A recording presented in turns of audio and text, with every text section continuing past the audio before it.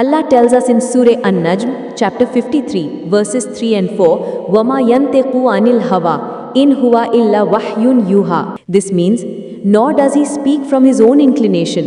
It is not but a revelation revealed. Think about this for a moment. The Prophet spoke nothing from his own desires or interpretations. Every single word that came from his blessed mouth regarding guidance was pure revelation from Allah. This isn't just a casual statement.